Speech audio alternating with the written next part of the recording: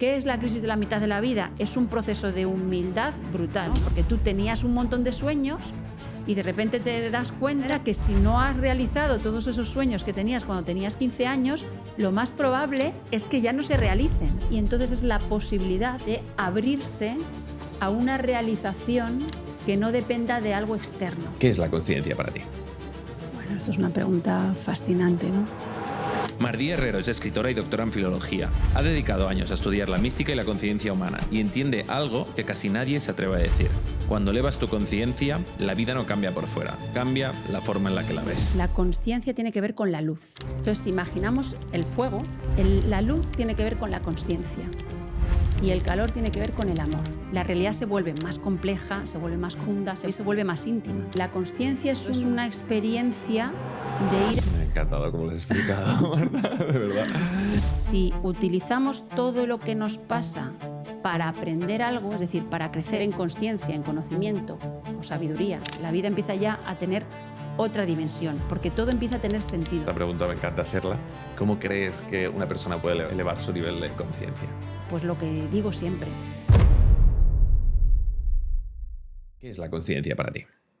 Bueno, esto es una pregunta fascinante, ¿no? Yo diría, o sea, me gusta como simplificarlo con imágenes, ¿no? Porque tengo una vocación sobre todo literaria y entonces lo que hago es tomo los conceptos y los convierto en imágenes. Para mí, la consciencia tiene que ver con la luz, ¿vale? Entonces, si imaginamos el fuego, por ejemplo, que es uno de los elementos que se vinculan con la luz, ¿el fuego qué da? El fuego da dos cosas, ¿no? ¿Qué le permite al ser humano? Claro, ya tenemos luz eléctrica y no sé qué, y no somos tan conscientes de eso, pero cuando no existía la electricidad, ¿para qué se utilizaba el fuego? Pues el fuego se utilizaba básicamente para dos cosas, ¿no? Para obtener luz y para obtener calor, ¿vale? Entonces, la luz tiene que ver con la consciencia y el calor tiene que ver con el amor, ¿vale? De tal manera que la consciencia es un proceso de comprensión de lo real, un anhelo en el fondo, porque nunca se alcanza del todo. Se dice que en la iluminación se alcanza el conocimiento completo. Yo creo que no hay una iluminación completa nunca. Es una proyección mental, en mi opinión. Cuando llegue a X, estará. No. Sí, yo creo que no se da nunca del todo, pero es una experiencia de ir acogiendo dosis crecientes de realidad.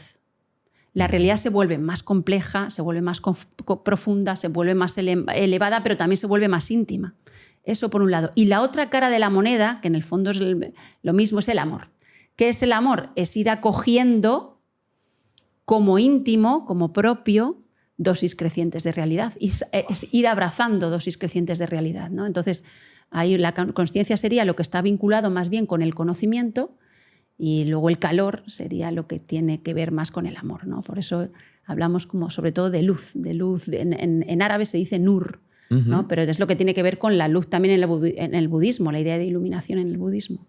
Me ha encantado esa segunda parte. Es como ir deconstruyendo la separación, el amor, ¿no? Como la ilusión de la separación, y a partir de que vas ensanchando tu capacidad por sentir amor, tanto para ti como para los demás, lo mismo, vas reduciendo esa sensación de separación. ¿Y por qué relacionas consciencia con amor? Me ha gustado mucho, pero ¿por qué? Bueno, es precioso esto. Esta interpretación que dices es preciosa porque me ayuda a dar el siguiente paso. Hay un hadith, los hadiths son dichos del profeta Mahoma, ¿vale? Hay un hadith Qudsi, los hadiths Qudsis se denomina dicho sagrado, son canalizaciones que hace el profeta de la voz de la divinidad, ¿no? Es decir, como que Dios habla a su través, por así decirlo. Y entonces dice algo así: yo era un tesoro escondido y amé ser conocido. Yo era un tesoro escondido y amé ser conocido, ¿vale? Esto da como una explicación de la manifestación, por qué se genera la creación. Y esto es maravilloso porque explica esas dos dimensiones de conocimiento y amor. Hay una unidad incognoscible, inefable, más allá de todo lo que podamos imaginar, etcétera, indecible, que de repente siente un anhelo. Bueno, esto en la historia de la mística se ha planteado mucho también, pero bueno, ¿puede la divinidad tener sed? ¿Puede la divinidad tener nostalgia? ¿Vale? Pero parece que en cierto sentido sí, en lo absoluto a lo mejor no, pero en lo relativo sí. De repente surge un deseo o un anhelo. El anhelo que surge tiene que ver con poder mirarse a sí misma en un espejo. Yo era un tesoro escondido y amé ser conocido. Es decir, desdoblarse para poder tomar conciencia de sí. Vale. Porque si es uno, completamente uno, tampoco puede tomar conciencia de sí y hacer ese proceso de tomar conciencia de sí. Y entonces de repente genera la separación, la división. Se separa de sí. ¿Para qué? Para poder hacer el camino de regresar a sí. Bien.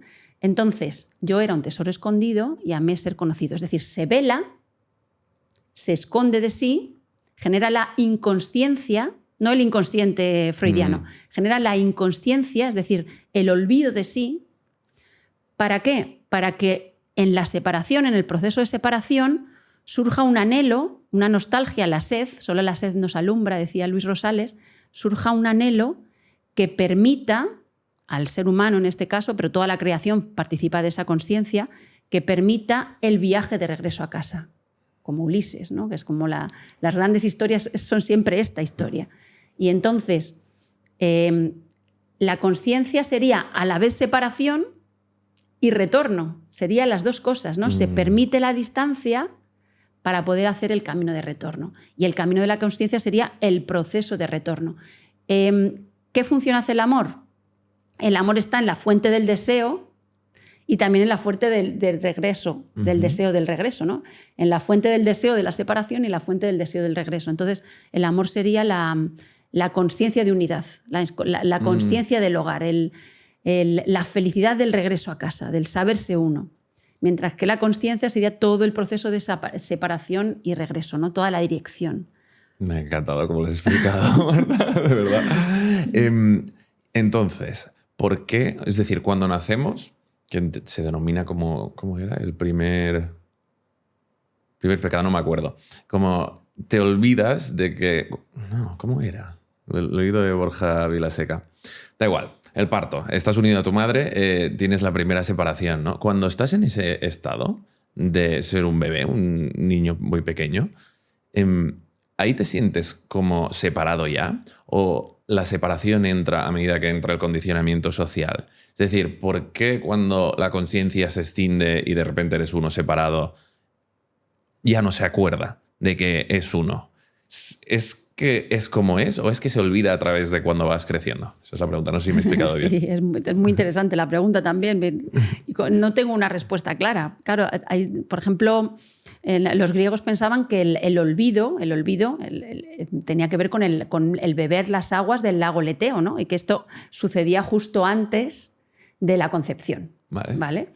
Pero bueno, es un proceso paulatino que puedes situar en diferentes sitios. Claro, en otros contextos se habla de que la conciencia de separación tiene que ver con la conciencia con el ego, con la conciencia del yo separado, de la individualidad, y que esto empieza a surgir como a los 2 años, cuando empieza a surgir el lenguaje. Es decir, cuando tú empiezas a diferenciar el mundo, con 1 año ya empiezas a decir mamá, o sea, ya ves que mamá es otra, ¿no? Empiezas a diferenciarte. Entonces, en la medida en que uno se va diferenciando y que va adquiriendo individualidad, pues de repente se va olvidando de esa pertenencia a una unidad oceánica que lo envuelve todo.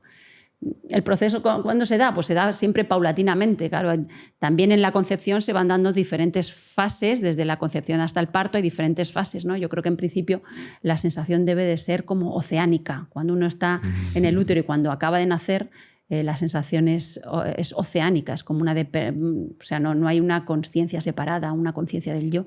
Pero bueno, es un proceso como paulatino, que no sé muy bien dónde situar claramente. Lo que sí se da, claro, esto es maravilloso, porque claro, se puede descubrir siempre una sabiduría a través del mero observar o la mera contemplación del proceso biológico. Es maravilloso, ¿por qué? Porque al principio el bebé es parte del cuerpo de la madre. Son un solo cuerpo. Y entonces todo su proceso vital de maduración tiene que ver también con un separarse de. Es decir, primero está la experiencia del parto, que es una primera separación, luego esta experiencia de conciencia de la individualidad que se empieza a generar con 1 o 2 años, cuando empieza a habitar el lenguaje dentro de la persona, y entonces ya empieza a ver sus fronteras y al otro lado las fronteras del mundo que lo rodea, pero a la vez se va dando a lo largo de toda la vida hasta que la persona se independiza. Y claro, la madre o el padre tiene que hacer ese proceso también con esa consciencia. Es decir, en último extremo, tú tienes que darle todo tu amor a tu hijo, pero a la vez tienes que permitir que su destino sea totalmente independiente del tuyo. Es un ejercicio de generosidad brutal. O sea, tienes que estar ahí siempre con amor incondicional, pero además lo tienes que dejar marchar. Y una vez se ha producido la maduración, que sería como todo el proceso de individuación, ahí normalmente es cuando empieza a tener sentido real iniciar el retorno a casa. Es decir, ya hemos hecho un proceso de separación completa y ahora vamos a regresar, vamos a volver a la unidad.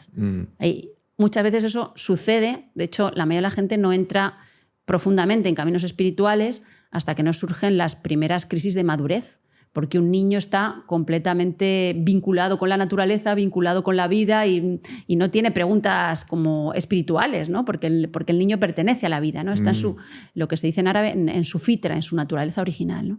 Y entonces ahí ya, con la entrada de los padres, la entrada de los hermanos, los familiares, el colegio, los profesores, los compañeros, ¿eh? Ahí empieza la socialización y empiezan también todos los condicionamientos. Y el niño, a su vez, va olvidando poco a poco su naturaleza original, que en algún momento tendrá que recuperar, pero desde una consciencia ya de sí, desde una maduración. Me ha quedado más o menos claro, pero entonces ese proceso de individuación se da siempre, es decir, de algún modo siempre transitas estados de conciencia menos elevados, digamos. Yo creo que se da siempre, lo que no sé si... Yo creo que no se da completamente nunca del todo, claro. Y hay personas que no llegan a madurar. Por ejemplo, hay muchas personas en el ámbito espiritual hoy en día que saltan al ámbito espiritual sin haber hecho el proceso de individuación bien, ¿no? Entonces, hay a veces que te puedes perder mucho. ¿Cómo se hace el proceso de individuación bien? Pues tiene que ver con el encontrar tu lugar en el mundo, tu lugar personal, ese lugar inalienable, tu unicidad. O sea, tú eres único también a cierto nivel. En cierto sentido eres uno, perteneces a ese océano de misericordia que lo abraza todo, pero en otro sentido eres único. Es decir, no hay nadie como tú en el mundo entero. Y entonces, en la medida en que estás imitando y que no eres auténtico, no estás dejando que ese proceso se haga. Entonces, tiene que ver con el encuentro con la autenticidad, con la realización de los dones particulares, de las vocaciones concretas, etcétera, etcétera. Cuando eso se empieza a dar, es curioso, porque cuando eso se empieza a dar, a la vez el individuo se abre, porque el individuo no puede quedarse en su individualidad. O sea, la individualidad extrema, la autenticidad extrema es una puerta también a la unidad, de regreso a la unidad, pero hay que estar siempre en diálogo, ¿no? Entre la unidad y la unicidad o la individualidad. Yo creo que una de las cosas que más nos ayudan a hacer el proceso de individuación, además de la madurez, de ir madurando, de ir tomando decisiones, responsabilizándose con las cosas, creciendo también psicológicamente, resolviendo las cuestiones que no estaban resueltas, mirando las cosas que no queremos mirar cara a cara, además de todo ese proceso, ayuda mucho encontrar vocaciones, pasiones sólidas, ¿no?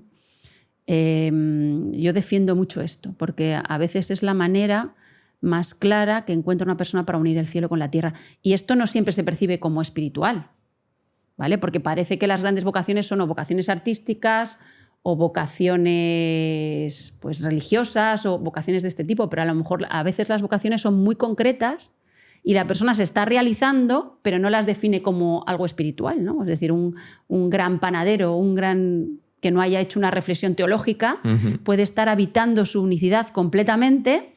¿Por qué? Porque hace con total amor lo que hace, está presente cuando hace su labor y genera amor y genera belleza alrededor, ¿no? ¿Cómo alguien que está perdido en la vida, Marta, puede encontrar esa autenticidad, eso que le hace sentirse en estado de flow? Yo creo que ayuda mucho a hacer una reflexión o una autoindagación y, en particular, intentar entrar en paz con los ancestros y con la infancia, ¿vale? Muchas veces en la infancia se empiezan a ver señales de lo que va a ser la vida de uno, o de lo que uno quiere realizar en sentido profundo, en lo que jugábamos, en las pequeñas decisiones que tomábamos, en qué nos apasionaba. Hay momentos de la infancia que a veces son de total apertura porque de repente dices, yo quiero hacer esto. Ves a alguien que te inspira profundamente y dices, yo quiero ser como esta persona, ¿no? Pues muchas veces ahí está. Yo creo que ayuda también o a mí me ha ayudado, a lo mejor no a todo el mundo, pero a mí me ha ayudado mucho trabajar con con lo familiar, con los ancestros, porque hay una fuerza de la individualidad que es empujada desde el destino de los ancestros.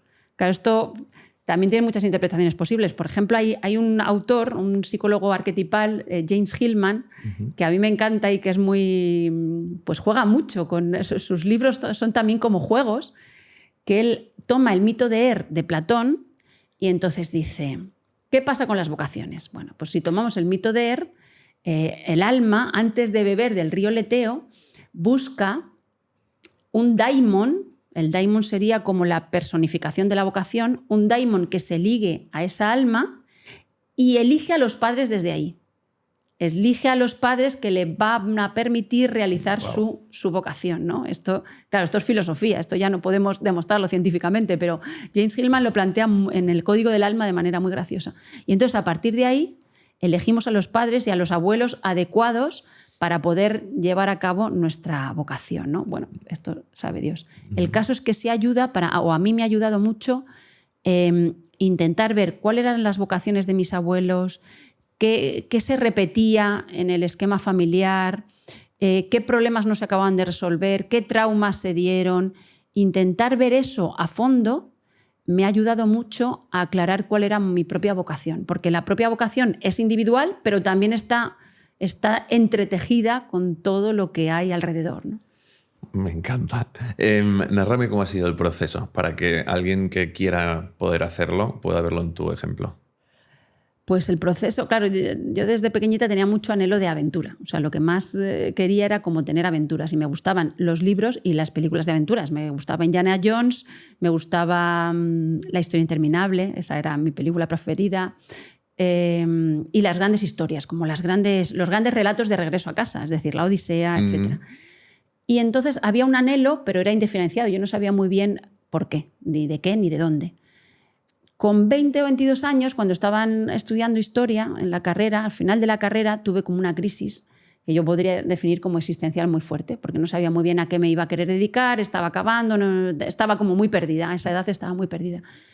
Y entonces ahí de repente apareció ese escritor, podríamos definirlo como tarotista quizá, chileno-francés, que se llama Alejandro Jodorowsky, que tiene ya 90 y muchos años, y él estaba presentando un libro en la televisión sobre psicogenealogía, ¿vale? En esto, él lo que explicaba es que las generaciones anteriores nos han influido enormemente.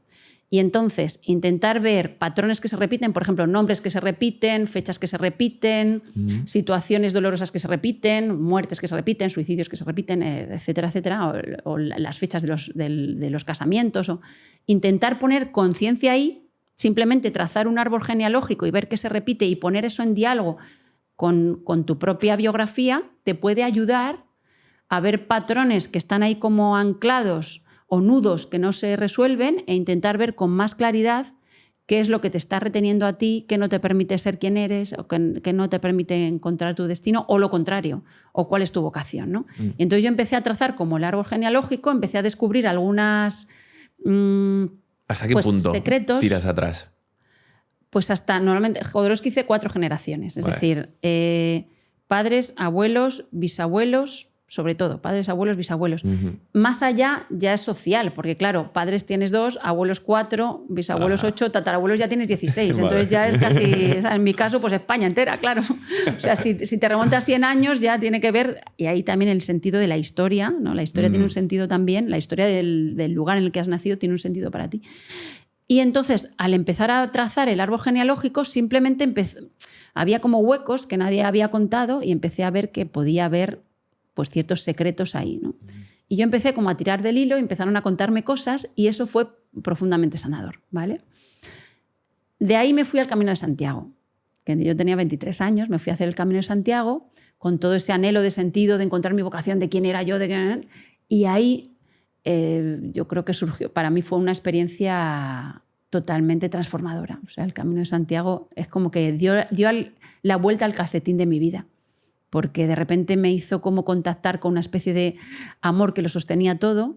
O O sea, como si todas las cosas que la vida ponía en mi camino estuvieran puestas para crecer yo en consciencia y en amor, y que no pasaban porque sí. De repente dije, es que no hay azar. Tuve la sensación de que no había azar, se empezaron a multiplicar las sincronicidades, etcétera, etcétera, y tuve como una experiencia como onda de unidad y sentido. Y entonces eso lo cambió todo, porque fue una experiencia tan profunda que le dio, que le dio un timón a mi vida, que le dio una dirección a mi vida, y que yo descubrí ya para qué había nacido haciendo el Camino de Santiago con 23 años. ¿Y qué era eso? Yo tuve la sensación al acabar el Camino de Santiago de que había nacido para escribir y con mi literatura dar esperanza al mundo, ¿no? Esta era mi sensación, ¿no? Escribir desde la máxima sinceridad posible y desde ahí poder dar esperanza a otros, ¿no? ¿Crees, primero de todo, en vidas pasadas, Marta? Pues es una pregunta que, como casi todas, se abre mucho al misterio. No lo descarto, no lo sé, no lo descarto, no tengo experiencias hondas de esto de, no, tengo la sensación de que yo fui... No he tenido experiencias hondas sobre eso, ¿vale? Entonces no te puedo decir, pero no lo descarto para nada. Creo que es posible, eso sí, creo que es posible, pero no de la manera tan lineal como se plantea hoy en día, que es como, no, pues si hago un par de hipnosis, no sé qué, ya sé. Además, casi todo el mundo de repente era un compañero de Jesús o Jesús mismo, ¿no? Cuando empiezan a explorar, todos éramos personas muy significativas, ¿no? Yo tengo la sensación, había un maestro sufí que yo conocía que decía, tampoco hace falta entrar demasiado ahí, porque con una vida es suficiente. Es decir, nuestra propia vida, con sus límites, nuestro nacimiento y nuestra muerte, es suficiente para hacer el trabajo que tenemos que hacer aquí, ¿no? Esto es muy interesante. Pero yo creo que sí es muy probable. Pero, claro, es que hay una individualidad hecha de cuerpo que en otro cuerpo ya no es la misma individualidad, ¿no? Entonces, el cuerpo implica una concreción extrema y, como decía antes, una individualización extrema, una unicidad radical. Entonces, en la medida en que nos asomamos a otro cuerpo, otra situación temporal, otra situación espacial, pues ya hay muchas cosas que cambian, que aunque la raíz del alma sea la misma, pues ya hay muchas circunstancias que operan ahí también, ¿no? Completamente. En esto sí me parece, esto me gusta mucho cómo lo plantea la Cábala, ¿no? La Cábala habla de varios niveles del alma.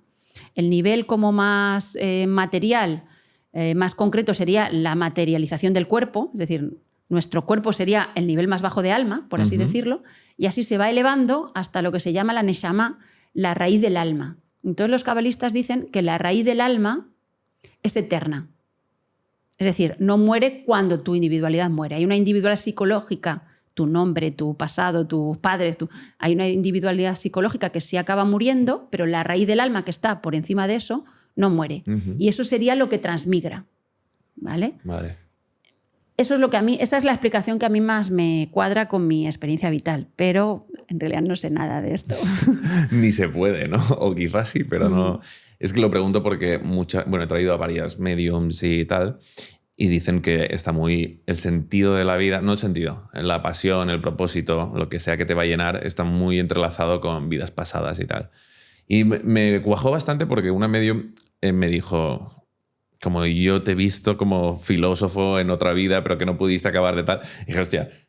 Y me dijo, escribe un libro con tus pensamientos y con, básicamente, qué es lo que ya hago, ¿sabes? Lo hago por redes sociales y tal. Pero pensé, hostia, sí, obviamente está fácil, ¿no? Más o menos de interpretar por lo que hago actualmente, pero pensé, sí, me cuadra bastante.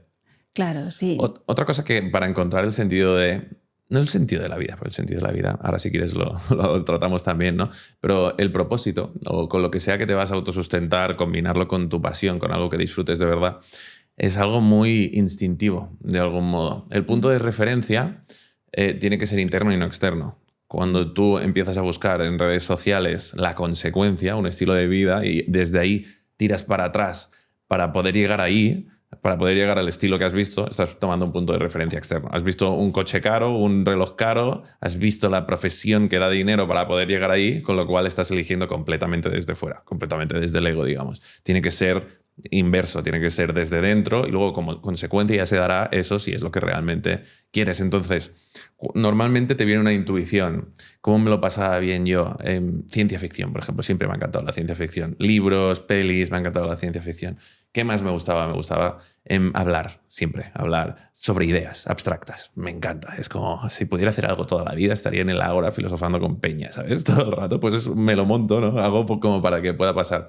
Y luego cuando entra en segundo lugar tu mente es la adulta, ¿no? La que tiene en cuenta la supervivencia, la que tiene en cuenta el estatus. Entonces, hay que no hacer tanto caso a la mente que entra a decirte, no, ciencia ficción, ¿qué coño? Esto no da dinero, ¿sabes? Entonces es como la intuición, lo primero que te viene normalmente. Eso es un buen punto para encontrar el propósito, digamos.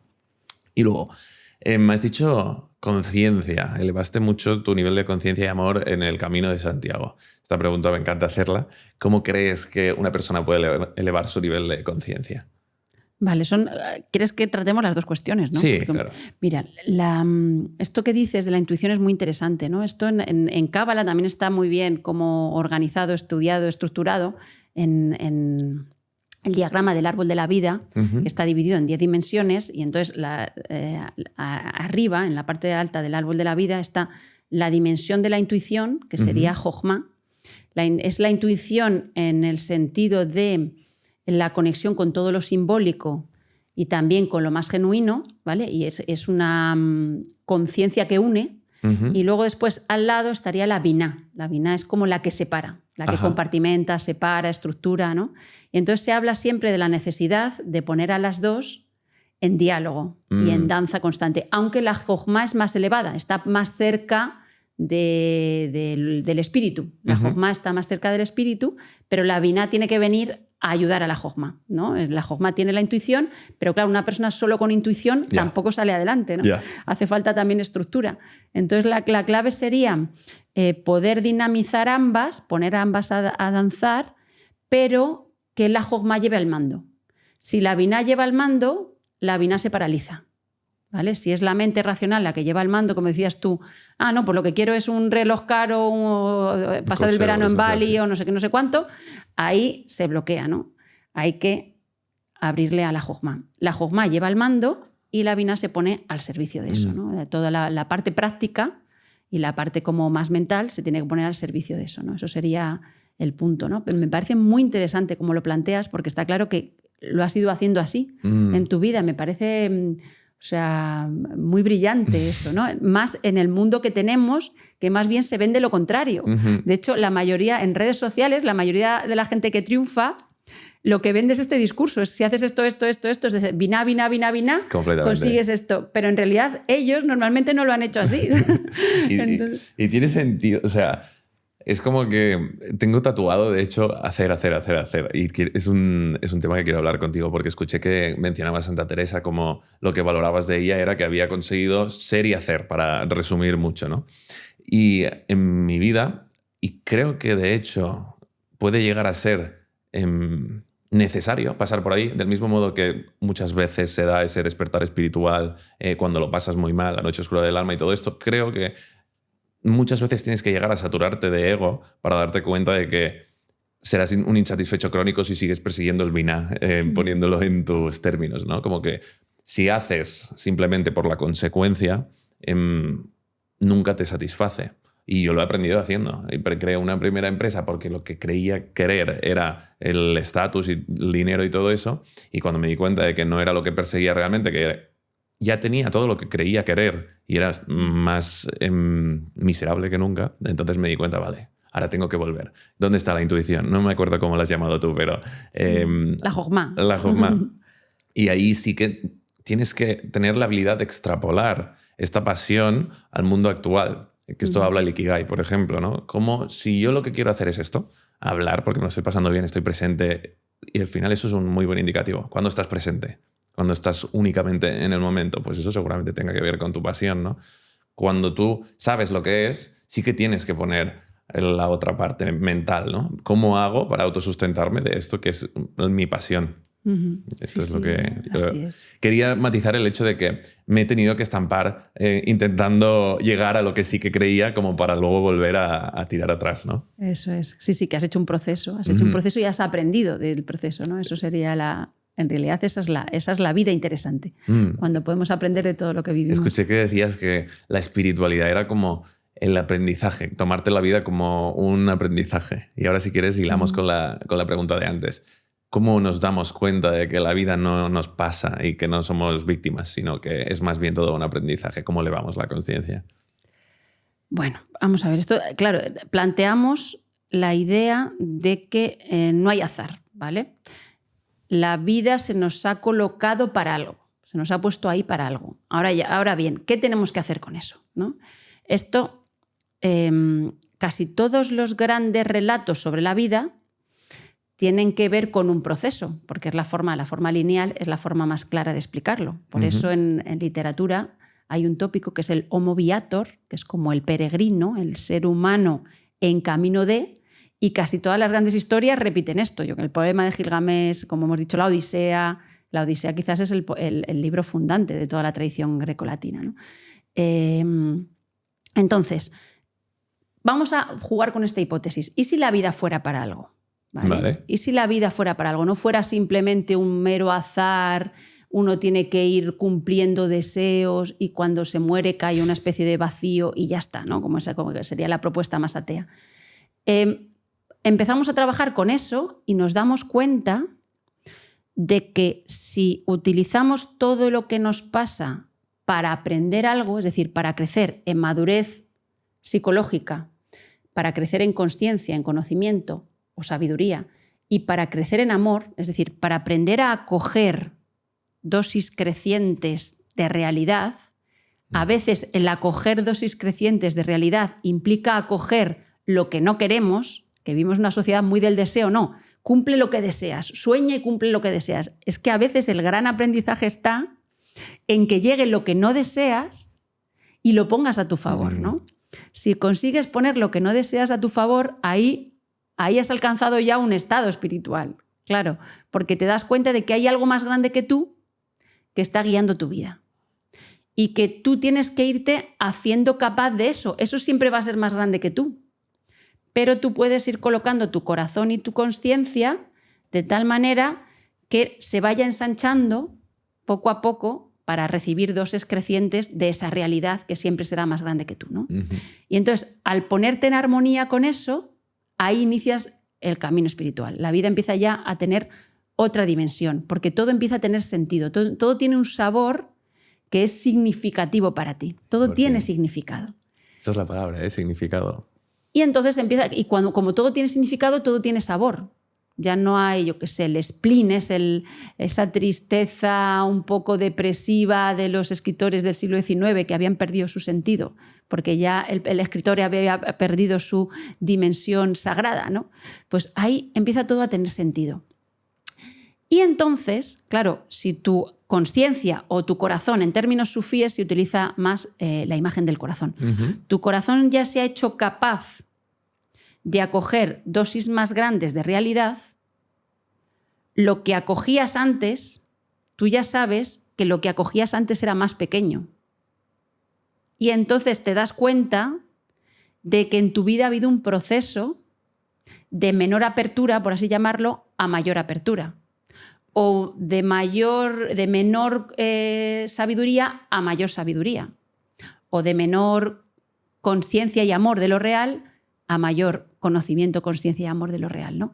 Cuando eso se produce, entonces ahí ves que hay una dirección, hay una flecha amarilla en la vida. Y eso ya es una certeza, pero es una certeza ¿por qué? Porque es consecuencia de una experiencia. No es una certeza científica racional, no. Es que nadie me va a decir a mí que nadie me puede negar a mí que lo que he vivido me ha hecho de corazón más grande. Nadie me puede dar eso, ¿no? Es como, hay cosas que nadie te puede demostrar lo contrario porque tú tienes certeza de ellos, ¿no? Y entonces ahí haces un camino, por eso hay dirección. Yo creo que la esperanza, cuando hablamos de esperanza, que es un término un poco vago, o hoy en día se concibe como vago, es como, casi se traduce como un optimismo. La esperanza no es optimismo. La esperanza es proyectar hacia el futuro esta experiencia que tienes de proceso de engrandecimiento de tu corazón en relación con el pasado. Es decir, cuando has tenido una experiencia honda, ya sabes que eso existe. No sabes muy bien cómo lo va a llevar en tu vida, pero ya sabes que ese proceso, esa flecha amarilla es real, porque ahora estás en una posición de acoger, eres capaz de acoger pues, más cosas malas que te pasen, de vivirlas de otra manera, de vivirlas desde un corazón más receptor, ¿no? Más recipiente de lo que suceda, ¿no? ¿Y por qué se da por eso, Marta? ¿Se da por...? Claro, aquí entramos en el tema del libre albedrío. ¿Se da por intención propia? ¿Se da por esfuerzo el hecho de elevar la conciencia? ¿Se da porque tú lo elijas o se da por gracia? ¿Se da porque ocurre? Claro, esto también siempre lo han planteado, todos los místicos han planteado este asunto, ¿no? ¿Hay gracia o hay voluntad? Bueno, desde lo absoluto, desde la concepción de la realidad como uno indecible absoluto, todo es gracia. Es decir, todo sucede porque sí y ya está. Desde lo relativo hay una voluntad propia que se tiene que poner en marcha. Claro que sí, hay un esfuerzo, hay una posibilidad de generar una disciplina, se dan las dos cosas. Entonces, en el fondo hay un diálogo. En lo absoluto todo sería gracia, en lo relativo sí que podemos participar de esa gracia, ¿no? Y para pragmatizar desde lo relativo, pasos que tú recomendarías para elevar esa conciencia y amor a la vez. Lo primero sería trabajar con la intención, ¿vale? Hoy en día trabajamos mucho la atención, mindfulness. También hay que trabajar la atención y también la intención. Se dice en muchas tradiciones espirituales que la clave no está en las consecuencias de una acción, sino en la intención que animó a esa acción, ¿no? Cuando hablo de purificar la intención, esto Santa Teresa lo decía muy claro, decía, ¿de qué se trata la vida? Pues se trata de darnos todas al todo sin hacernos parte. Es decir, la intención última sería como una entrega completa a lo real, que suceda lo que tenga que suceder y yo feliz, ¿no? Ese sería desvincular completamente tu voluntad de la voluntad de lo real, ¿no? Eso sería como el horizonte último, claro, eso nadie lo alcanza. Pero la intención tiene que estar purificada. Es decir, si uno tiene una intención muy egoísta, es decir, ¿cuál es mi sueño? Tener un Ferrari rojo, ¿vale? Irme con él de vacaciones. Esa es una intención que no sirve para darle peso a una vida. Entonces, que tu vida tenga el máximo peso posible. Pon intenciones que sean hondas, o sea, pues el amor o la entrega a la verdad o la entrega a alguna dimensión artística profunda o poder ayudar a los demás. Es decir, cuanto más virtud tenga la intención, mejor, ¿vale? Una vez has trabajado, y eso se hace continuamente, ¿no? Uno tiene que ir trabajando la intención, la generosidad, etc. Luego hay que ir trabajando la atención también. ¿Cómo se trabaja? Pasar de una intención más egoísta a una intención más altruista. No sé si altruista es la palabra, pero bueno. Pues a veces haciendo cosas que no te apetece. Pues a lo mejor puedes hacer cosas para ayudar a los demás aunque no te apetezca. Voy a ser generoso hoy. No me apetece, porque no me apetece estar en casa viendo una serie. Me da igual. Voy a hacer un acto de generosidad, ya sea llamar a mi abuela que está triste, a mi tía soltera que tiene 60 años y vive sola y es posible que recibir una llamada mía vaya a ser buena, desde los más concretos, las relaciones familiares, hasta grandes obras sociales. O sea, cada uno tiene que encontrar su medida. Pero a veces a uno no le apetece hacer actos de generosidad. Pero decir una verdad incómoda puede ser un acto también de mejorar la intención y luego plantearse claramente, ¿esto por qué lo hago? ¿Por qué hago esto? ¿Porque quiero tener facilidades económicas en la vida? ¿Porque quiero tener más fama? ¿Porque quiero ligar con más chicas? ¿Por qué hago esto? ¿Por esto? ¿O lo hago porque quiero ser mejor persona? ¿Quiero entrar más al fondo de mí mismo? ¿Quiero descubrir la verdad? Amar más a la verdad que a uno mismo, ¿no? Por ejemplo. Entonces eso se va haciendo así. Luego la atención. Hay que hacer un trabajo con la atención. La atención se puede enfocar hacia todo. O sea, hoy en día con el mindfulness la atención se vincula sobre todo con el presente, el aquí y el ahora, ¿no? El trabajo con el aquí y el ahora. Y desde ahí pues se penetra también hacia la eternidad, ¿no? Se puede trabajar, por ejemplo, con la respiración. La consciencia de la respiración es una puerta de acceso al trabajo con la atención, ¿no? Pero también se puede poner la atención en nuestro pasado, en nuestra infancia, no recordando simplemente con nostalgia, ¿no? Como como una persona que quiere vivir ese tiempo pasado y no estar en el presente, sino al contrario, poniendo el foco ahí para intentar ver ¿qué nos desvela del significado de nuestra vida? Ya lo hemos dicho antes, el trabajo con lo familiar, con lo psicofamiliar, el trabajo con nuestra infancia, eso se puede volver foco también de conocimiento, de conciencia, ¿no? Y luego incluso se puede proyectar hacia el futuro.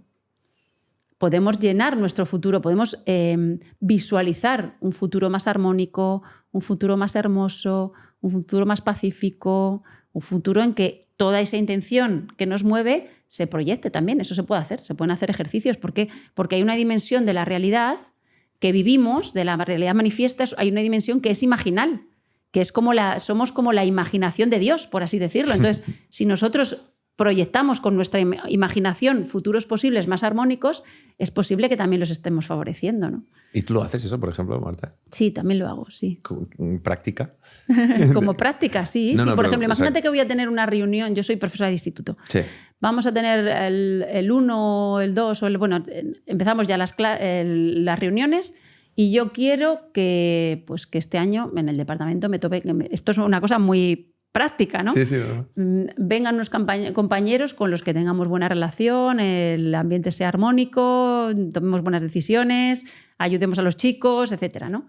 Pues yo puedo imaginar esa reunión y llenarle de luz o de agua cristalina o, ¿vale? Como mi imaginación, como le surja a mi imaginación, ¿no? Muy bien. Así en cada situación que pase, ¿no? Vale, Marta, ¿y cómo compaginamos el querer llegar a algo? Es que me encanta este tema, el deseo, ¿no? Naval Ravikant, ¿conoces? No. Es un billonario startup, pero que era indio y ahora es muy famoso por filósofo y tal. Tiene una quote que es algo como: Desire is the contract you make with yourself to be unhappy until you get what you want. El deseo es un contrato que haces contigo mismo para ser infeliz hasta que lo consigas. ¿Qué opinamos de esta cita? Esta es una pregunta genial, claro, porque aquí hay como dos, a grandes rasgos, y siempre cuando sintetizas mucho, pues estás traicionando algo, ¿no? Pero hay como dos propuestas, ¿no?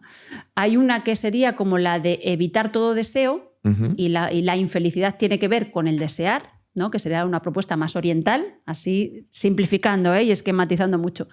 Y una propuesta más, como podríamos decir, próximo oriental, ¿no? de tradiciones abrahámicas, que sí defiende la posición del deseo en la búsqueda, ¿no? Bueno, pues se pueden dar las dos a la vez, porque depende de qué deseo hablemos. Para mí es esencial. Yo defiendo el deseo, ¿pero por qué? Porque identifico el deseo como un anhelo. Como ese anhelo que permite la nostalgia del hogar y que pone en funcionamiento el deseo, el regreso a casa, ¿no? El que nos empuja, el deseo como lo que nos empuja a retornar a la unidad. Para mí ese deseo es motor de búsqueda, es motor y fuente de búsqueda, y yo lo defiendo completamente, ese deseo. Solo la sed nos alumbra, lo he dicho antes también, solo la sed nos alumbra, decía Luis Rosales. Es decir, el deseo como anhelo es una linterna en el camino. Sin deseo, pues uno cae en la depresión, ¿vale? Pero claro, el problema es cuando el deseo es solo egoico. A veces identificamos, ¿qué es el deseo? Pues claro, un deseo de ser súper famoso, otra vez, ¿no? De los principios que mueven este mundo moderno, ¿no? La fama, el dinero... Estatus y todo eso. Claro, si el deseo es ese, pues es un deseo que no mueve demasiado, no mueve al regreso a casa, sino que mueve a otra cosa, ¿no? Entonces hay que hacer también una jerarquía de los deseos y hay que tener en cuenta también qué hacemos cuando el deseo no se hace real. ¿Vale? Porque claro, si tú tienes el sueño de ser... Yo tengo muchos alumnos que quieren ser... Bueno, ahora ya no hay tantos que quieren ser futbolistas, ¿no? Ahora son youtubers. Ahora quieren ser youtubers. Pero bueno, el que quiere ser futbolista. Yo tengo... En mi clase hay a lo mejor 5 o 6 alumnos que querrían ser futbolistas en cada clase. ¿Cuántos van a llegar a ser futbolistas profesionales? Probablemente de esos 5 o 6 ninguno. De los que he tenido, todos los que he tenido en mi vida, a lo mejor uno profesional. Pero ¿cuántos van a llegar a ser como Cristiano Ronaldo o como Messi? Probablemente nadie. Entonces, ¿qué hacemos con eso? ¿Qué hacemos con eso? ¿No? Ese es el punto. Entonces, yo creo que en la vida hay que tener deseos y sueños, pero los deseos y los sueños se tienen que ir sutilizando cada vez más. Es decir, tienes que pasar a un sueño externo, ser como Cristiano Ronaldo y tener un montón de dinero y tener yates y fama y no sé cuánto, a amar el deporte que practico. Qué es buena. decir, amar el deporte y dentro de ese amor al deporte que practico, intentar perfeccionarme a mí mismo lo máximo posible. Pero a su vez, asumiendo el límite, que hay un límite a lo mejor que no voy a poder traspasar. Y si sigo queriendo, cuando tenga 30 años, sigo queriendo ser como Cristiano Ronaldo, me voy a deprimir mucho. Ya, completamente. Entonces hay que pasar del sueño como externo a la realización interior.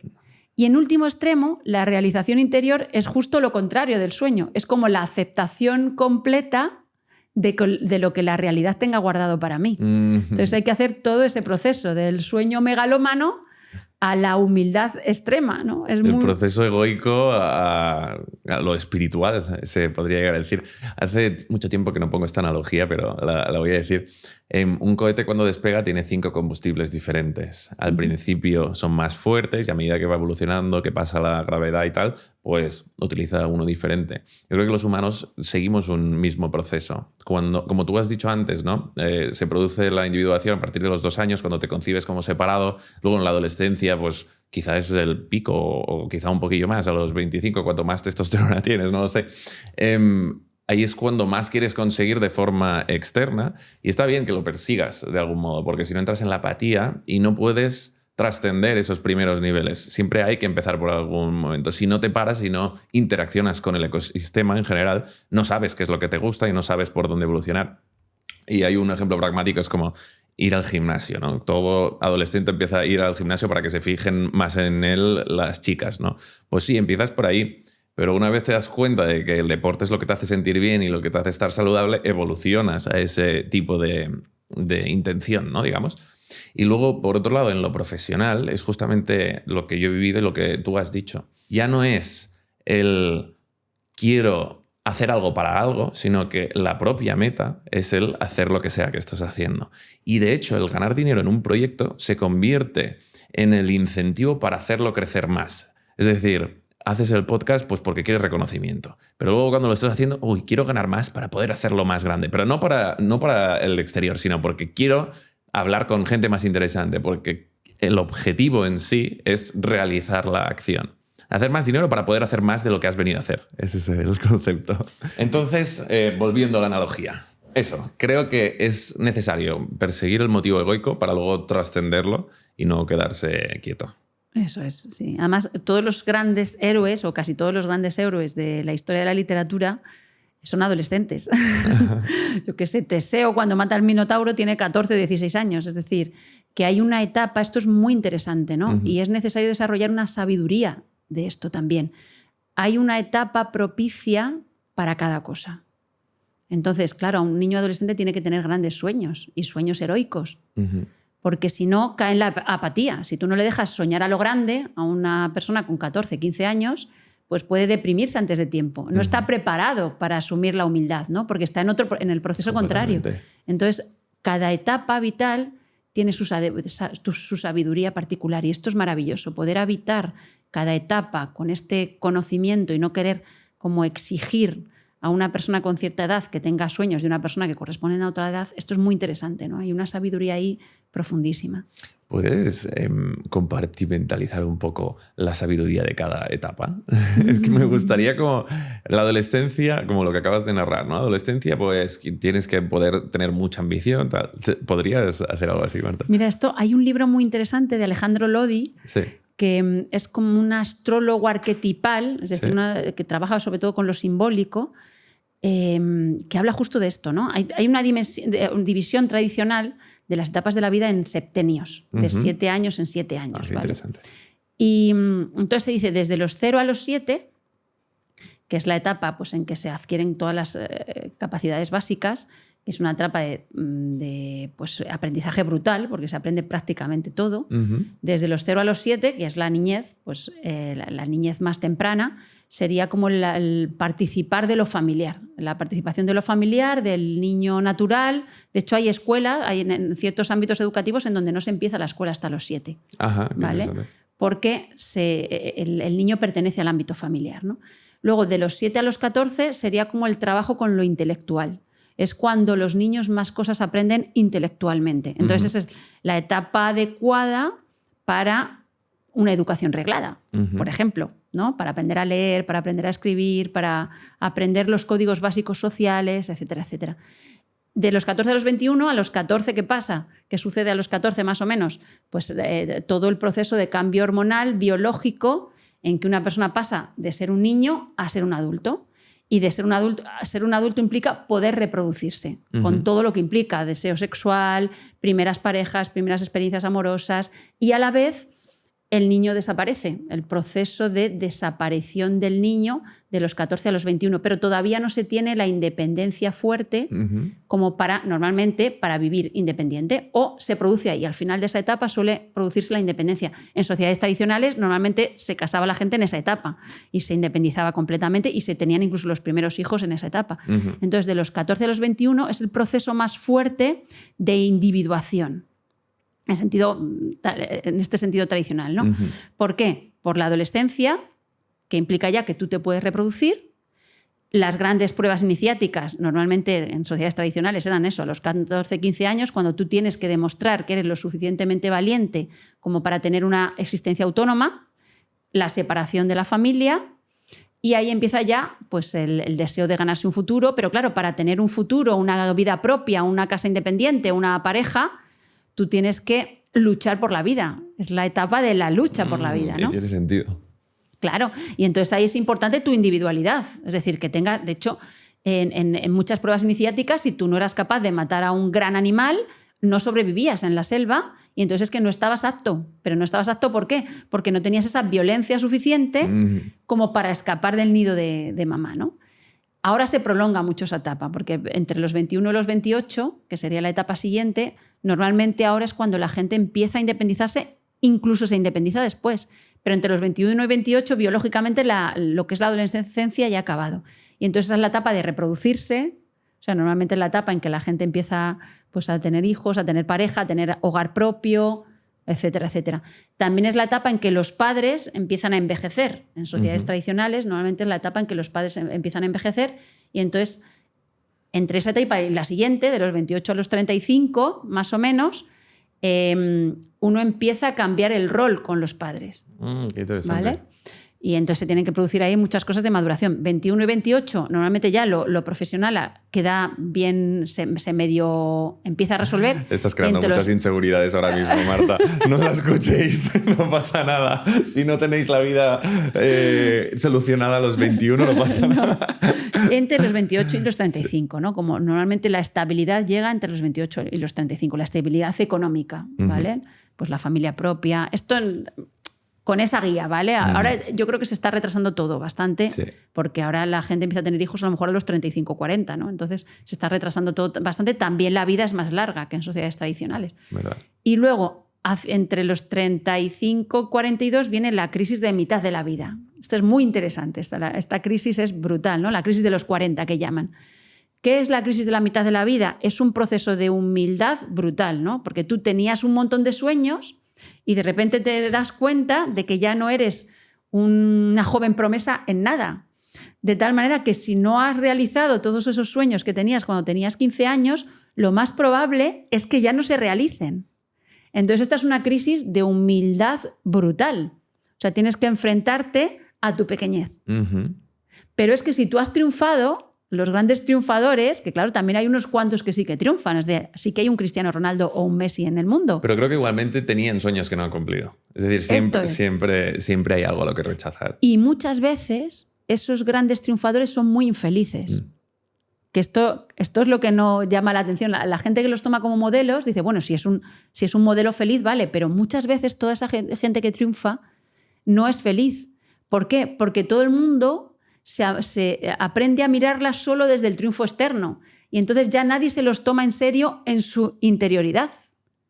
Y no solo eso, creo que también hay algo psicológico ahí. O sea, el capitalismo tiene como el beneficio de que las personas que están más rotas por dentro pueden sacarlo de algún modo. No significa que todos, pero creo que sí que se puede decir que la mayoría de gente triunfadora tiene estados internos menos deseables que la gente que no, porque buscan amor, se validan a través de lo que sea que hacen y lo llevan al extremo. No digo que todo sea así, pero de la gente que conozco que está más obsesionada con llegar lejos, normalmente nace de un sentimiento de insuficiencia. Eso es lo que he detectado a medida que he ido creciendo, ¿no? Sí, a veces se da eso. Y bueno, entonces más o menos la crisis de los 40 es una crisis de humildad, que uno se tiene que dar cuenta de que muchos de los grandes sueños que tenía no se van a realizar, y entonces es la posibilidad también de abrirse a una realización que no dependa de algo externo, sino que dependa casi por completo de algo interior, ¿vale? Que tiene que ver básicamente con el amor. Amar lo que haces, amar a los que tienes cerca. Porque luego la gente que ha tenido experiencias cercanas a la muerte, normalmente lo que dicen es que el sentido de la vida depende solo del amor. Y en digamos, has subido a la montaña y luego el final de la vida, la segunda etapa de la vida, tendría que ver con ir creciendo en eso, ¿no?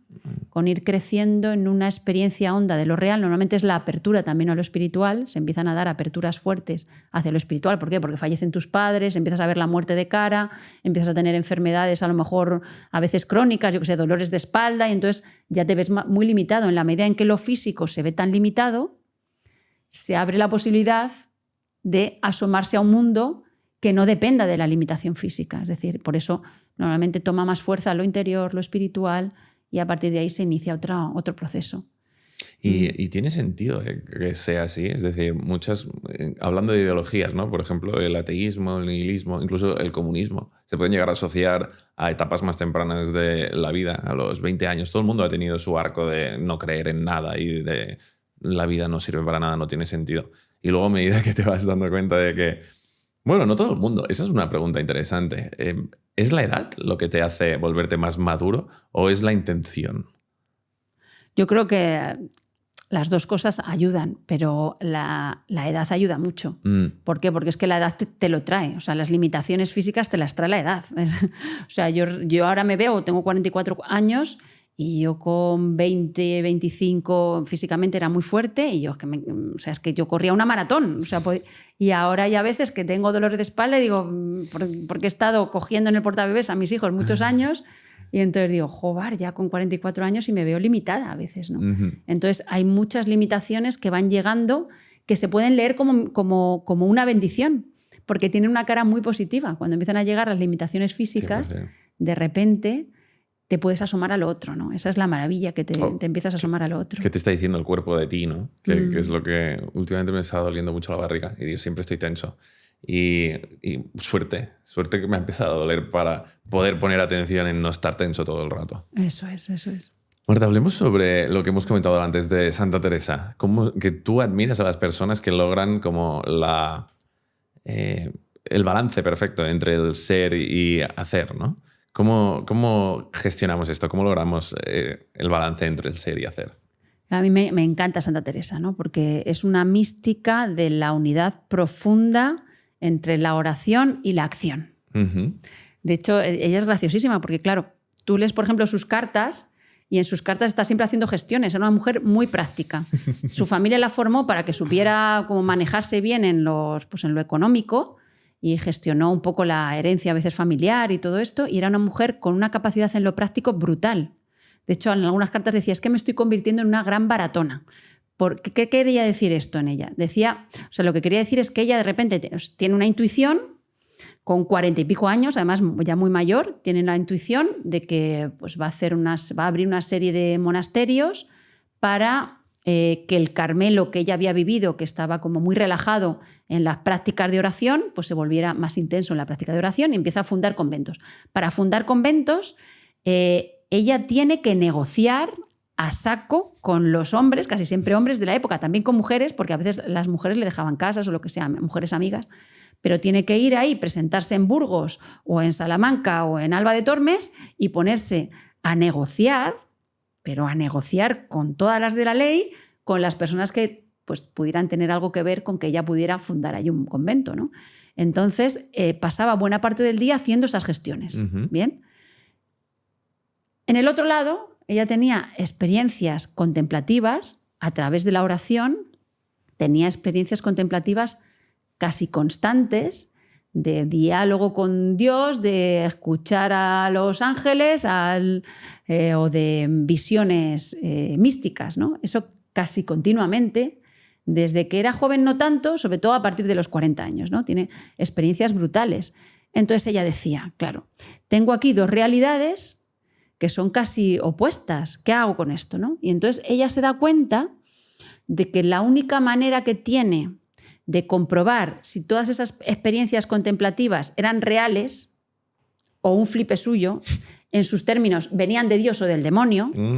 Venir de Dios significa que es real, venir del demonio significa que te lo ha creado tu imaginación o tu fantasía, ¿vale? En esos términos. La única manera que ella tiene de discernir si es real o no lo que está viviendo es que eso florezca en obras. Es decir, es que eso se convierta en una semilla que haga que fructifique en el mundo concreto, ¿no? Uh-huh. Y entonces ella dice, claro, es que aquí corrige al Evangelio, porque ella tenía mucho carácter. Y es que corrige al propio Jesús en el Evangelio, porque Jesús cuando va a ver va a la casa de Lázaro y se encuentra con las dos hermanas de Lázaro, Marta y María, María está escuchándolo todo el rato y Marta lo que hace es servirlo. Es decir, le prepara la comida, le está siempre en el servicio. Y él corrige a Marta.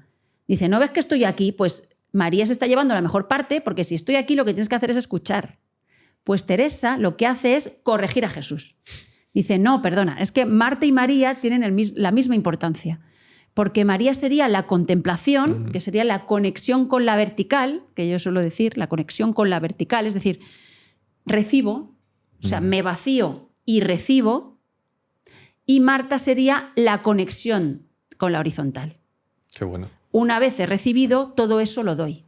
Cuando esas dos dimensiones, vertical y horizontal, están en armonía, entonces el alma de la persona está unificada.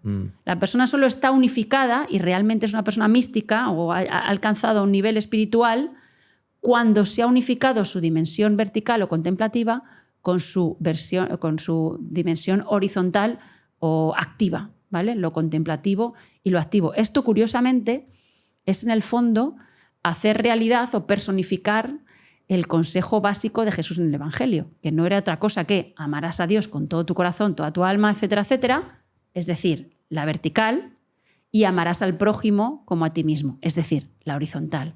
Entonces Teresa es capaz de unificar dentro de sí misma esas dos dimensiones. Por eso realiza el mensaje evangélico, por eso se vuelve una mística. No es una mística porque tenga visiones, no es una mística solo porque tenga visiones. Había mucha gente que tenía visiones en esa época, que hoy a lo mejor no estamos tan vinculados con eso, pero en esos tiempos había visiones todo el rato. La clave no está en tener muchas visiones, en tener muchos estados súper abiertos de conciencia, en estar flipado.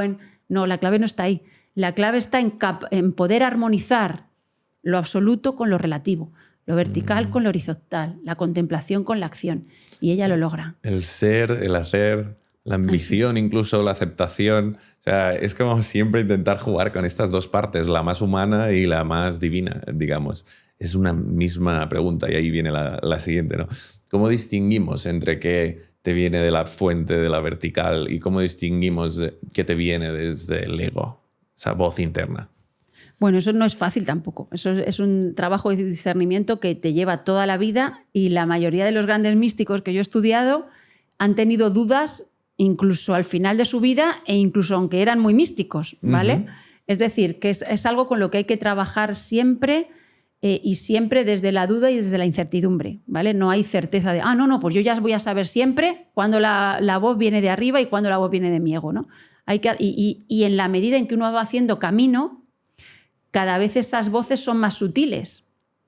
De tal manera que a lo mejor tú ahora distingues perfectamente esa voz cuando te vino a ti cuando tenías 15 años y ahora dices, es que esta voz no era la voz divina. Y lo ves claramente, pero es que ahora, en tu vida concreta, la voz se ha vuelto tan sutil que es una prueba también para ti en tu momento concreto, ¿no? Entonces, primero, es algo con lo que hay que trabajar. En general, hay algunas pistas que ayudan a ver eso, ¿no? Una es lo que decía Santa Teresa. Normalmente la voz divina o la voz que es más real, porque también hay una gradación, es decir, siempre todo está filtrado por tu imaginación. O sea, la voz divina, prístina, pura y, bueno, eso a lo mejor un profeta lo ha conseguido, pero la mayoría de la gente siempre mezclamos nuestro ego con la divinidad, siempre lo estamos filtrando, ¿no? Pero sí hay gradaciones de voces que podríamos decir más limpias y voces que están más enfangadas con nuestro deseo individual egoísta, ¿no? Normalmente fructifica, cuando la voz es más pura, fructifica de una manera que a nosotros nos era inconcebible previamente. Es decir, es como que abre nuestro corazón. Cuando la voz es profunda, abre nuestro corazón. ¿Vale? No es, esto es exactamente lo que yo decía. Normalmente no. Normalmente es el misterio entrando en tu corazón, ¿no? Entonces, esto ayuda mucho. Esto en los sueños, por ejemplo, hay sueños igual. Hay sueños que son más como una reproducción de nuestras fantasías egoicas y hay sueños que son más místicos. Normalmente el sueño místico tú sientes que irrumpe o de un lugar muy elevado o de un lugar muy profundo. Y es como que no era concebible por tu estado o nivel de conciencia previo. Es como que viene de un lugar más hondo o más allá, ¿no? Pues esa sensación suele primar, ¿no? Es como una irrupción del misterio que viene a abrirte el corazón. Es decir, que no era completamente concebible por ti previamente. Es buena. De tal manera que tú proyectas, ¿no? Esta ley de la... ¿Cómo se llama ahora? Que también hay como muchos grupos espirituales en los que se da la ley de la atracción, ¿no? Que muchas veces como que proyectas algo que deseas y entonces esperas a que se produzca en la realidad. Pero eso es un rollazo. Claro, porque entonces la vida ya pierde todo su misterio. Si la vida se trata de poder conseguir todo lo que deseo... A través de la mente, ¿no? Claro, ¿dónde se abre mi corazón? Yeah. No hay espacio para que se abra mi corazón, solo para que la realidad le diga... Corazón, llevabas razón, pero yo no quiero que la vida me dé la razón. O sea, lo que quiero es que mi corazón se abra a dosis misteriosas que yo no concibo, ¿no? Me encanta cuando hablas del misterio, Marta. Yo, por ejemplo, consejo práctico que he visto cuando... Es un poco lo que hemos hablado antes, ¿no? De intuición y... No sé cómo eran tus dos conceptos, pero básicamente intuición y mentalización, ¿no? Cuando, por ejemplo, haces mucho deporte y estás al borde del desmayo y te paras, ahí la mente cuesta mucho de que entre. Cuando te habla algo, cuando estás en ese estado de súper cansado, ahí puedes escuchar que normalmente es real. Eso es un consejo práctico.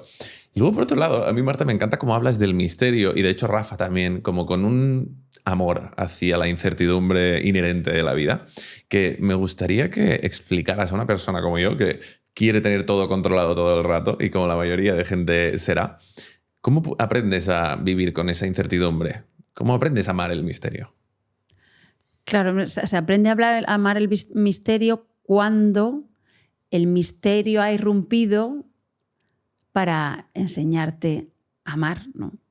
Si en tu vida has tenido experiencias en que se ha dado eso, entonces aprendes a amarlo y a desear que llegue o que se manifieste, ¿no? Es un trabajo como que tiene que ver también con tu pasado.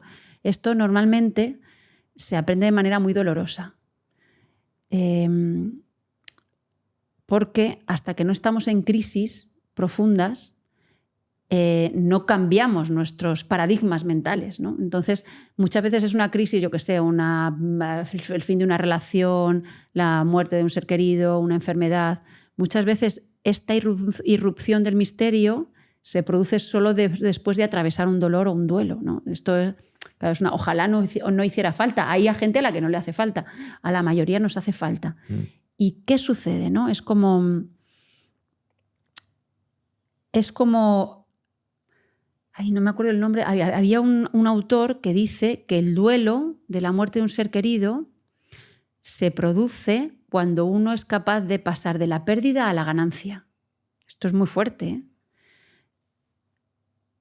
En las crisis que tenemos vitales existe la posibilidad de pasar de una concepción del dolor, del fracaso, de la pérdida, de la separación, a pasar a una experiencia que, gracias al aprendizaje que eso nos ha dado, se convierte en una experiencia de más amor, de un amor más incondicional. O sea, esa experiencia de que hay en el misterio un amor más incondicional. Pero para eso uno tiene que ser capaz de atravesar completamente el dolor previo sin mirar para otro lado, que eso es muy difícil, claro. Hoy en día, además, la tendencia, yo creo, social, lo que nos empuja es que miremos para otro lado. que se ha muerto una persona a la que querías mucho, pues salte de juerga un rato, vete un rato por ahí con los amigos, dispérsate un poco para no acordarte, ¿no? Pero es que hay a veces que solo a través del recuerdo, del dolor, del duelo, de estar en casa días y días ahí llorando, solo a través de eso, de repente viene como un hálito de frescor, ¿no? Como ese frescor, ¿no? Pues en mi caso ha habido momentos como de dolor en que he podido percibir eso, percibir detrás de ese dolor el amor, un amor incondicional sosteniendo incluso lo más doloroso. Y ahí es cuando emerge esa voz del misterio como que te dice, pues no estás solo, en último extremo este dolor no es real, en último extremo, en último extremo, pero primero lo tienes que atravesar, ¿no? Sería como ese trabajo. Es difícil de ponerle palabras, es difícil. Hay cierta emocionalidad cuando hablas de eso, Marta. ¿A ti qué te ha pasado en concreto? ¿Ha habido alguna experiencia que te ha hecho...? Sí, ha habido experiencias sí, de todo tipo. Pues desde... O sea, por ejemplo, yo en mi primer parto falleció uno de mis 2 hijos. O sea, eran gemelos y uno de los 2 falleció. Y yo estuve cerca de morir. ¿En serio? Sí, porque bueno, tuve una infección. Y entonces esa fue una experiencia muy honda. Pero bueno, ha habido otras experiencias que han sido dolorosas y no han sido dolorosas porque se haya muerto un ser querido, sino que han sido dolorosas porque existencialmente me sentía en un callejón sin salida. Y externamente no parecía que hubiera nada. Y sin embargo para mí era doloroso, ¿no? Yo, por ejemplo, esta experiencia que te cuento cuando tenía 22 años, yo la viví como entrar en un callejón sin salida. Y mis padres estaban vivos, mis abuelos estaban vivos, no se había roto una relación de muchos años con alguien que quería mucho o una gran amistad, no había pasado nada de eso. O sea, en lo externo no había pasado nada que sorprendiera mucho, pero en lo interno era muy doloroso. O sea, que también puede pasar. ¿Qué te enseñó esa situación? O sea, yo la primera, la de los 22 años, lo que me empujó es el Camino de Santiago. O sea, me enseñó que había un amor detrás, o sea, que había un amor detrás sosteniéndolo todo, del que yo no tenía ninguna experiencia clara antes de los 22 años, ¿no? Yo antes de los 22 años no sabía muy bien ni cuál era el sentido de la vida, ni para qué había nacido, o sea, no sabía nada de eso. Y de repente irme al Camino de Santiago lo cambió todo, o sea, fue una experiencia de apertura radical, de esa apertura al misterio, ¿no? De repente el misterio se presentó como maravilla que lo llenaba todo de significado, ¿no? Que lo llenaba todo de sabor. Cuéntame qué es la psicología transpersonal, Marta. Bueno, esto es muy interesante. Psicología transpersonal, hay un libro de Vicente Merlo, que si alguien quiere una introducción a la psicología transpersonal, que lo explica él perfectamente. Es un intento de incorporar a la psicología todas las dimensiones de la espiritualidad, ¿no? Transpersonal sería lo que va más allá de nuestra dimensión concebida como meramente psicológica, es decir, lo que nos trasciende individualmente. Entonces sería un intento de tender un puente entre la psicología y la espiritualidad para que pueda entrar en el ámbito académico, por así decirlo, pueda tener su espacio también en el ámbito académico. Entonces, hay algunos de los grandes autores de referencia en la psicología transpersonal serían Stanislav Grof y Ken Wilber. Yo he leído, el que más he leído es a Ken Wilber. Y luego el transpersonal, ese concepto, el trans, se percibe como algo que atraviesa, pero a la vez como algo que trasciende, ¿vale? Algo que atraviesa y que trasciende lo psicológico. ¿Y cómo se produce ese puente? O sea, explícame un poco. Pues ese puente se produce tomándose en serio la sabiduría de todas las tradiciones espirituales. La sabiduría perenne, podríamos decir, pero bueno, porque es un concepto ya también muy cargado, lo de la sabiduría perenne, pero sí, es la idea, el tomarse en serio todos los aportes de la filosofía y de las religiones desde la antigüedad. ¿Vale? Entonces, tomarse en serio la meditación budista, tomarse en serio la oración cristiana, tomárselo en serio todo. Y entonces, en la medida en que nos tomamos todo eso en serio y vemos si es de utilidad en la sanación psicológica, si es de utilidad para una persona en la construcción del sentido vital, etcétera, etcétera, pues en la medida en que eso se da, pues se incorpora. Qué interesante. Como espiritualidad aplicada a la mejora de la vida, entiendo un poco, combinada con psicología. ¿Cómo lo enseñáis eso vosotros, Marta?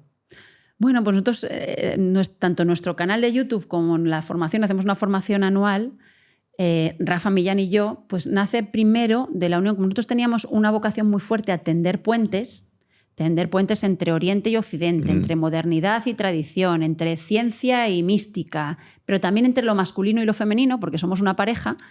Ese anhelo de tender puentes, en este caso, se vinculaba muy bien con la formación de él, que es psicólogo y es sobre todo psicológica, y mi formación, que bueno, sobre todo es filológica y soy historiadora, pero en particular tiene que ver con lo espiritual, ¿no? Entonces, así tejíamos un lazo interesante y dábamos una formación integral que uniera las dos cosas, ¿no? Así es como surge.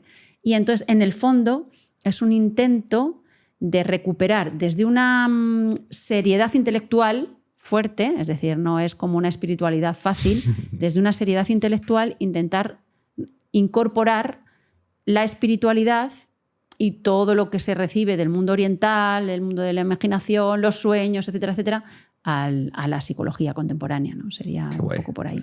Suena bien, Marta. Esa es la última pregunta que hago a la mayoría de invitados, menos cuando me olvido, que es, imagínate que ahora todo el mundo te escucha y tienes X minutos para explicarles lo que tú quieras. ¿Qué le dirías al mundo? Qué bonito esto, claro, pues esto es que llevo toda la vida preguntándomelo a mí misma, ¿no? Exacto, eso es lo que quiero. Toda la vida llevo preguntándome esto y claro, como me dedico a escribir y a hablar también, pues es algo que he trabajado mucho. Yo siento, y esto lo voy a poner en relación con lo que hablábamos antes de lo psicogenealógico, yo tengo un bisabuelo que murió en la guerra, ¿vale? Y entonces murió ahorcado. Su hijo, mi abuelo, desarrolló cáncer de garganta más o menos a la edad a la que su padre había muerto. Dios. ¿Vale? Este es mi abuelo. Y entonces le quitaron, o sea, no tenía voz, respiraba por un agujerito que tenía aquí en la garganta, ¿no?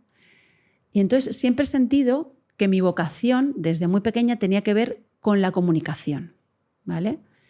Es decir, con rescatar esa voz que le faltaba al abuelo y en el fondo le faltó al bisabuelo.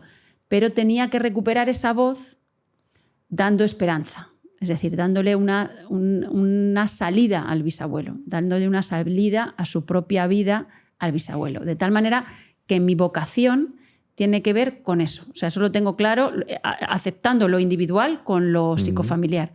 Tiene que ver con comunicar lo más hermoso, ¿vale? Comunicar lo que da esperanza, lo que da amor, lo que da belleza y lo que hace recuperar sobre todo el alma del mundo y la unidad que creo hemos perdido en la modernidad, ¿vale?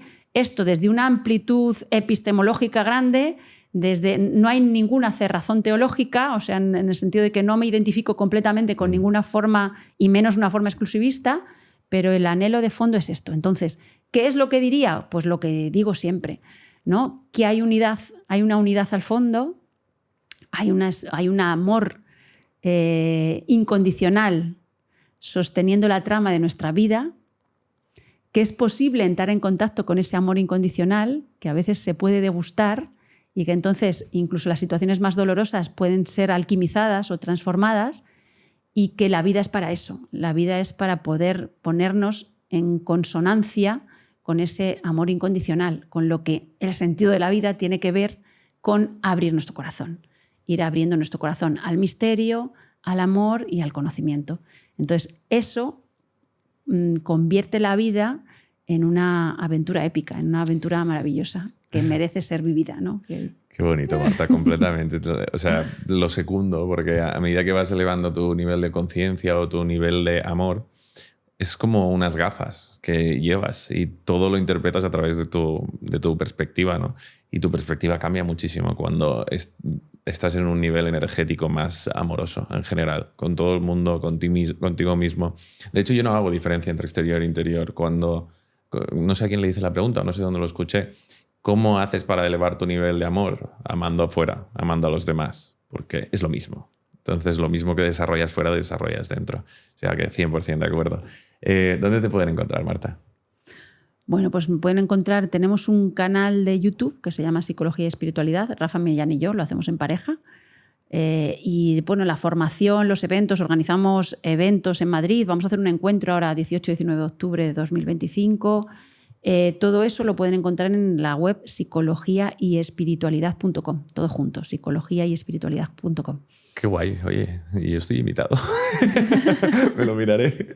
Claro que sí. Muchas gracias. También tenemos libros publicados. Hablo en plural porque lo hacemos casi todo juntos, pero bueno, tengo varios libros publicados, los pueden buscar si quieren. Qué guay.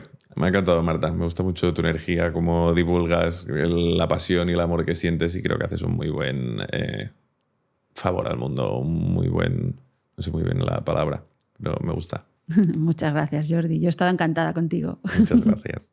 ¿No te da la sensación de que el algoritmo es como un poco un dios que selecciona perfectamente para ti?